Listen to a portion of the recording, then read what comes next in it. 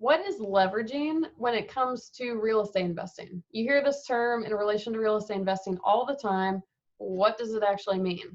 So let's all go back to 5th grade science class real quick. So you have an object, let's say my phone. You have an object that you want to lift. So I want to be able to lift this thing, but it's too heavy for me to be able to lift it on my own. So what do? You get, could be a pin, what you call a lever or a lever. And using, you remember, I think in 5th grade science, it was like a 2x4 piece of wood or something.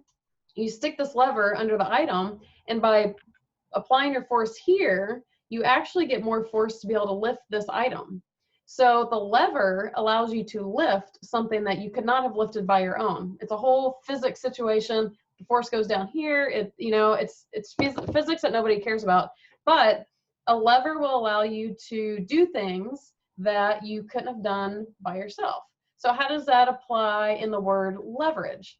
Leverage is using a lever or a lever to get something that maybe you couldn't get on your own. So in real estate investing, probably the most common thing people are referring to when they're talking about leveraging is other people's money, also known as OPM. So if I want to buy an investment property, but I don't actually have my own cash to do that, if I use somebody else's money, I'll say, hey, Mom, can you loan me $100,000? Sure, because you're a great daughter. I get her $100,000. That is now a lever for me to get that property that I couldn't have gotten otherwise. So I can get more with that resource. So a lot of time, I mean, if you get a mortgage on your own house, that's leverage. You're leveraging that property. So most often we're talking about leveraging in terms of financing.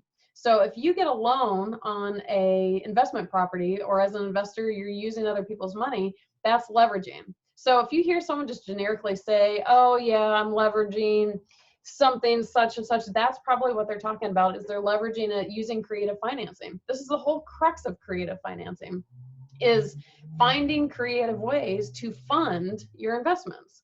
So there are a whole bunch of details as far as like the numbers themselves. Like, are you going to get higher returns if you leverage a property or if you pay all cash for a property? Let's say you have enough cash to buy a property.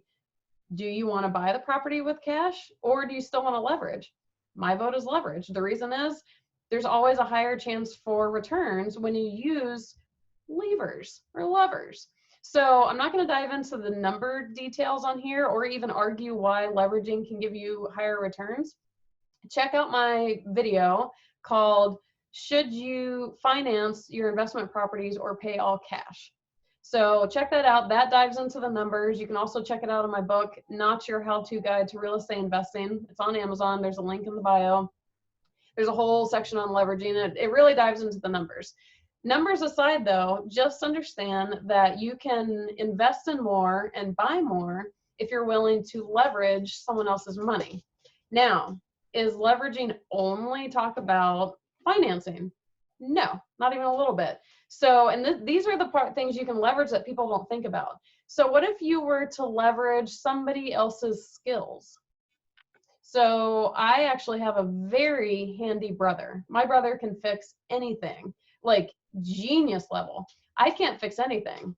So what if I have a property and instead of me trying to figure out how to fix something, I leverage his skills and I call him up and say, hey, want to come over here and help me?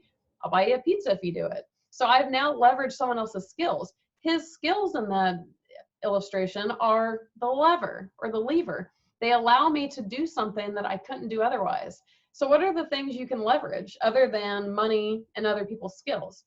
Other people's expertise, other people's resources, other people's ideas, other people's energy, or it doesn't have to come from someone else. Let's say that, I mean, kind of money is a leverage. Like if I want to buy a pizza, could I have made the pizza by myself? Probably. But if I spend $12 and get one from Domino's or wherever, I've kind of just leveraged money to get that pizza that I couldn't get otherwise. So there's so many things you can leverage, but understand with all of it, all of the things you can leverage, resources, skills, expertise, money, brain power for that matter, are allowing you to do more than you could on your own. So you only have so much brain power or energy, or both. like you will max out at some point. So you can only do so many projects or have so many ideas before you completely cap out. But what if you start pulling from other people or from your teammates? Like a manager of a company, that's what they're doing, is they're leveraging their employees' time, their employees' skills, because it allows more to get done because they're leveraging other things. You see what I'm saying? So the concept of leverage is specifically using someone else's stuff, whatever that may be, in whatever form that may be, to get more for yourself.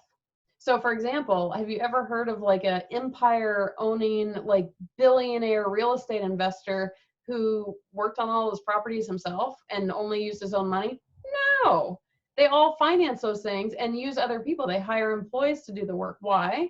Because if you're doing all the work yourself, maybe you can only do 3 properties at a time. What if you want to do 300 properties at a time? You have to learn to leverage other people's skills, expertise, resources. When you're willing to, and money, when you're willing to do that, the world is at your fingertips. Because think about it, we're all limited personally. I only have so much money, I only have so much energy, I only have so many resources, I'm only so smart, and I only have so much brain power and resources at my fingertips. But if I allow those things to come from other people in addition to what I have, I mean, hello. So don't forget to check out the numbers as far as the financing goes. Should you finance your investment property or pay all cash? And you can read about all this in my book too. So hopefully that helps.